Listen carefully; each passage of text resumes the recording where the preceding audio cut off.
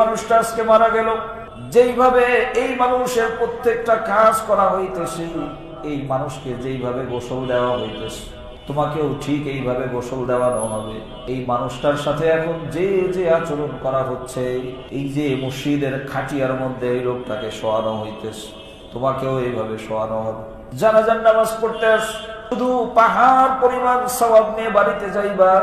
এই জন্য জানাজার নামাজের মধ্যে অংশগ্রহণ না দুনিয়ার মুমিন মুসলমান, বরং জানাজার নামাজের মধ্যে অংশগ্রহণ এই জন্য করবা, আজকে যেই মানুষটার নামাজ পড়তেছি সেই সময় বেশি দূরে নয়, জানা নাই কখন যেন আমিও সবার সামনে চলে যাই আর আমার জানাজার নামাজও মানুষ পড়া শুরু করে দেয়।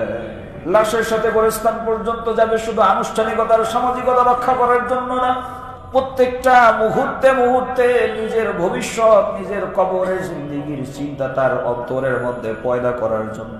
এই জন্য কবরের মধ্যে যখন মাটি দিবে, দুই হাতে মাটি দিয়ে এই নমনীয়তা, এই আন্তরিকতা সে প্রকাশ করবে যে তোমাকে আজকে আমি এই জায়গার মধ্যে মাটি দিয়ে যাচ্ছি, আমারও একদিন এই অবস্থা হবে, আমি ওই দুনিয়াতে থাকবো না, মানুষ এভাবে আমাকে কবরের মধ্যে রেখে মানুষও আমার কবরের মধ্যে মাটি দিবে।